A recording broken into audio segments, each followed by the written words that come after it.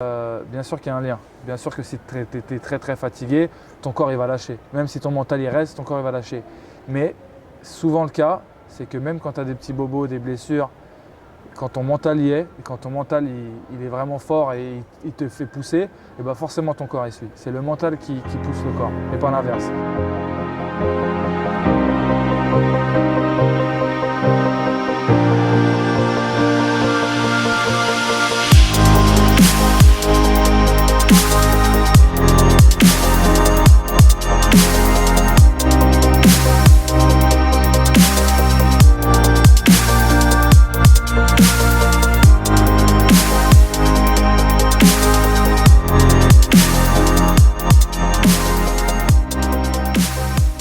Déjà, je vais te laisser te présenter. Voilà, qui es-tu, ton âge, et puis ton parcours rapide sur sportif, peut-être aussi perso, voilà, qui tu es. Donc je m'appelle Hugo Desca, j'ai 27 ans. J'ai commencé le hand, j'avais 7 ans je crois, à peu près. Je viens de Villiers-sur-Marne, en région parisienne. Ouais. Et j'ai joué jusqu'à mes 16 ans là-bas à peu près. Puis j'ai intégré le club de Créteil, qui joue en première division en France. Et donc j'ai joué, je suis passé professionnel là-bas. Puis à mes 24 ans, je suis allé en Roumanie, jouer pour le club de Dynamo Bucarest, qui jouait la Ligue des Champions. Donc c'était un autre niveau. Le championnat était moins fort, mais c'était un autre niveau européen. Puis j'ai intégré l'équipe de Montpellier depuis cet été. Et justement, au départ, quand tu deviens sportif de haut niveau, pour toi, qu'est-ce qui fait la différence entre toi qui deviens sportif de haut niveau et des gens qui ne le deviennent pas ou qui stagnent à un certain niveau? Pourquoi toi en fait? Parce que le plus important, c'est le mental et la maturité. À un moment donné, quand tu arrives professionnel à 18-19 ans, il faut avoir la maturité de quelqu'un qui a presque 30-35 ans. Après, quand tu rentres dans une équipe professionnelle, quand tu viens d'avoir un contrat professionnel et que tu dois vivre comme un professionnel, c'est normal qu'au début, tu as encore tes petites routines de quand tu étais étudiant, etc. Ouais. Mais quand tu arrives dans un groupe, on est 16, 17, voire 18, il y a des grands, il y a des anciens, il y a tout ça. Normalement, tu dois être à l'écoute, tu dois voir. Après, il y en a qui en font qu'à leur tête, d'autres qui écoutent trop même, donc ça les pénalise. Il faut mener son petit chemin et essayer de trouver son rythme, trouver son confort aussi, parce que c'est important. Et voilà. Alors là, pourquoi moi je suis devenu professionnel et pourquoi moi j'ai gravi les étapes, je pense honnêtement que moi je suis resté fort psychologiquement et je suis resté sûr de moi, sûr de mes qualités. Donc justement, là tu abordes une notion qui est super intéressante, la notion de confiance en soi. Est-ce que cette confiance-là, elle t'est venue, est-ce que tu l'avais en toi depuis toujours ou est-ce qu'elle est venue par la répétition des choses et le fait venue petit à petit? Voilà. Pour moi, montrer sa confiance et avoir confiance, c'est aussi une marque de sérénité et ça montre aussi à l'adversaire que tu es présent et qu'aujourd'hui, si lui il veut être meilleur que toi, il faut qu'il soit aussi confiant que toi, voire plus. Ouais. Donc c'est aussi un peu un jeu de poker menteur. Des fois, tu peux ne pas avoir confiance en toi, ne pas être dans un bon jour, mais montrer et avoir une attitude de quelqu'un qui est confiant. Ouais. Après, quand tu n'as pas confiance dans la vie de tous les jours, sur le terrain, ça passe aussi par l'entraînement. Reprendre du plaisir, travailler fort à l'entraînement pour pouvoir arriver en match et se sentir fort et Costaud. être convaincu de ses forces et voilà, être sûr de soi et savoir que ce que tu fais à l'entraînement, tu peux le refaire en match et il n'y a pas de raison que tu es fort à l'entraînement, tu ne seras pas en match. Ouais. J'étais confiant, après il ne faut pas faire d'excès de confiance parce que c'est… Ouais, c'est de l'arrogance un petit peu ce que tu fais une grosse chute si jamais tu es un excès de confiance. Mais il faut quand même avoir une pointe de confiance parce que pour réaliser des grandes choses, tu es obligé d'avoir confiance en toi.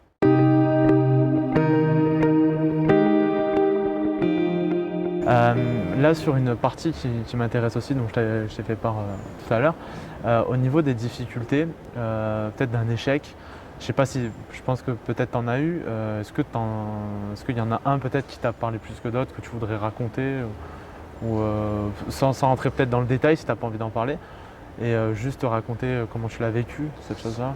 Le truc, c'est que dans le sport de haut niveau, tu peux rencontrer des échecs toutes les semaines. Ouais. Parce que tu peux faire un exercice à l'entraînement, tu n'y arrives pas.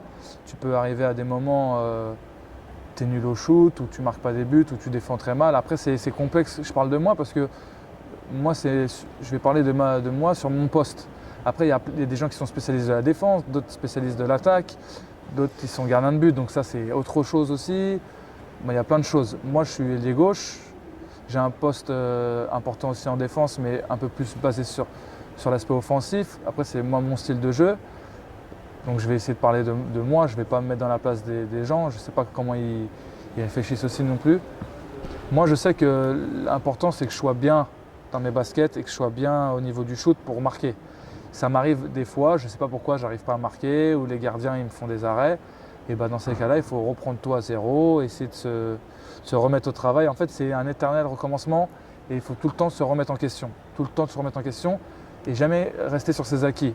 Alors après, des fois, c'est pour ça que je dis que c'est assez compliqué parce qu'il faut faire la part des choses, parce qu'il ne faut pas non plus être trop dans l'incertitude.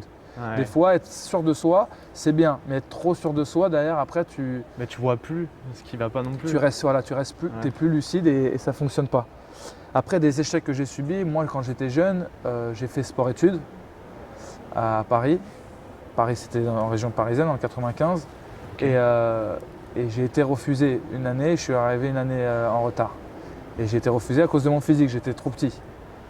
Et donc voilà, après j'ai eu mon pic de croissance un peu plus tard.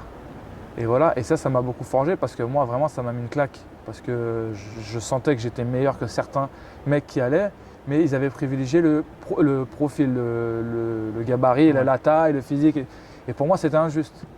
Après, quand j'ai eu la chance d'intégrer un an après, vraiment je voulais montrer que j'étais meilleur que ceux qui étaient plus grands, etc. Mais ça c'est quand tu es jeune. Après quand tu arrives à un certain niveau, on fait tous à peu près la même taille. Et voilà. Ouais. Mais des Et- échecs, tu en rencontres tout le temps, hein. Même après un match, si tu perds le match et que tu as très mal joué, ou que par exemple tu as la balle de match, tu la loupes, ou que tu fais une mauvaise défense quand c'est très important, ou il y a un fait de jeu qui fait que toute l'équipe est pénalisée à cause de toi, et plus qu'une équipe, tout un club, parce qu'au final, nous on joue, mais c'est pas que pour l'équipe, c'est pour les supporters, c'est Ouais, pour le ce que club, j'allais c'est pour dire, tout ça. ouais. Donc des fois, une action, ça peut te pénaliser, donc si tu prends un échec comme ça, c'est dur de se relever, hein. Et justement, parce que là, du coup, tu t'évoques un truc de ta jeunesse. Quand tu as des difficultés comme ça, toi, qu'est-ce que tu fais justement?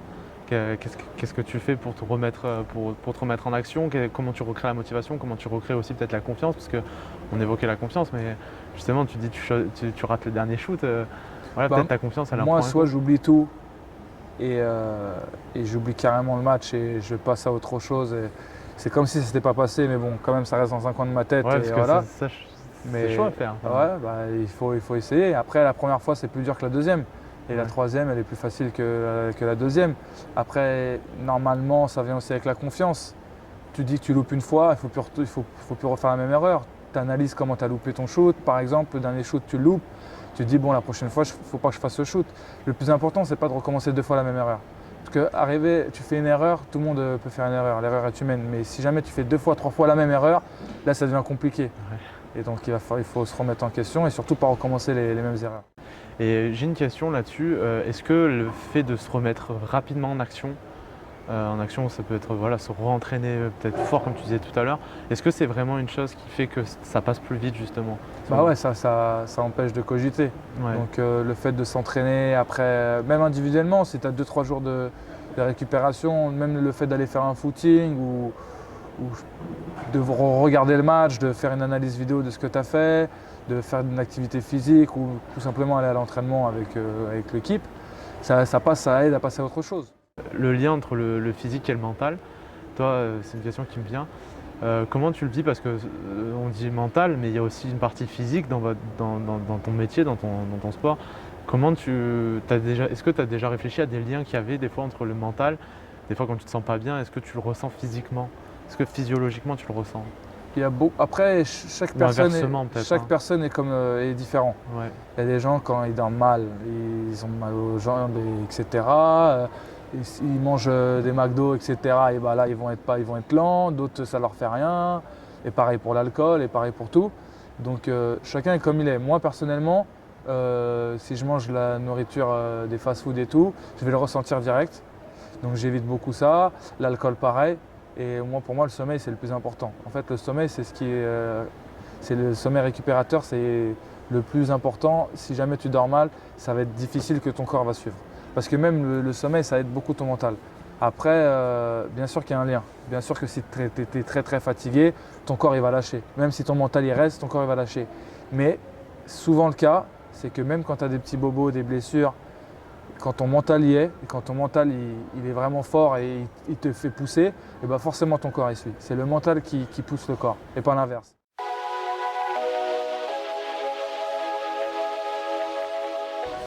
Simplement, j'aime bien demander aux gens que j'interviewe 3 valeurs qui sont importantes pour eux, 3 valeurs qui te définissent et qui sont vraiment que tu essayes de mettre en pratique tous les jours dans ta vie.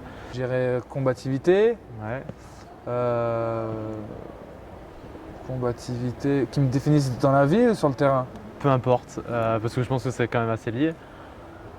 Ouais, mais pas tant que ça non plus. Bah, générosité, parce que à mon avis, après en dehors, ça c'est autre chose, mais sur le terrain, il faut être généreux, il faut faire le don de soi, le don de son corps.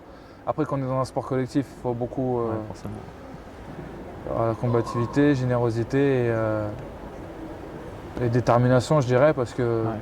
je pense que c'est très important. Après, tout est un peu lié, mais je pense qu'être déterminé, c'est très très important. Ouais. Est-ce que tu as eu une rencontre, quelqu'un, un moment qui t'a dit quelque chose qui a fait que ça mis un coup de pied au cul, si je peux dire, ou qui t'a fait avancer, mais pas forcément un coup de pied au cul, mais qui t'a inspiré peut-être? Pas forcément de rencontre. Après, j'ai une petite fille qui a 2 ans et sa naissance et le fait d'avoir quelqu'un à charge et quelqu'un qui est plus important que toi, je puis dire, parce que on a tous des parents, on a tous une petite copine, des sœurs, des frères, ils sont tous très importants. Mais au final, si tu as une bonne estime de toi, tu fais partie des gens les plus importants de ta vie, toi-même. Ouais, Parce qu'il faut se considérer pour être, ah ouais, c'est clair. pour être quelqu'un, il faut se considérer.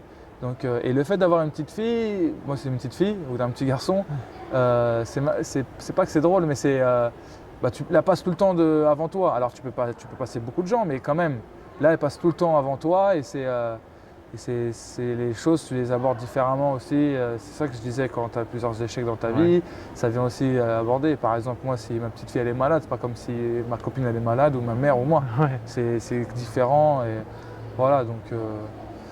Le fait d'avoir eu ma petite fille, ça m'a un petit peu changé aussi dans la vie. C'est pas une question que ça m'a rendu sage ou pas sage, c'est que ça m'a fait découvrir un autre aspect de moi-même. Est-ce qu'on peut te retrouver quelque part, je sais pas, sur les réseaux, sur… J'ai Instagram, c'est Ouais. HDSK où vous allez trouver, je pense. Et sur Facebook, j'utilise beaucoup moins Facebook, mais c'est pareil, c'est Godeska, mais surtout Instagram. Ok. Bon, je te remercie énormément. Avec C'est plaisir. un grand moment de partage. Avec plaisir. Merci. Merci beaucoup en tout cas. Salut à toi, j'espère que cette vidéo t'aura plu. Si c'est le cas, tu peux continuer à me suivre en t'abonnant à ma chaîne YouTube et en cliquant sur le petit bouton en bas à droite de la vidéo s'abonner. Je te partagerai régulièrement du contenu de ce genre avec des interviews de sportifs de haut niveau, de gens spécialisés dans le développement personnel mais aussi des entrepreneurs à succès. Autrement, je t'ai aussi mis dans la description de la vidéo juste en dessous 2 liens de téléchargement complètement gratuits de mes livres blancs. Le premier s'appelle les 12 choses à mettre en place pour sortir d'une difficulté et le deuxième, c'est les 15 clés à mettre en place pour atteindre n'importe quel objectif. Ces livres blancs, je les ai écrits avec mon expérience d'intervieweur, mais aussi sur mes formations métiers. J'espère que ça te plaira et j'espère te retrouver très prochainement. Bye bye!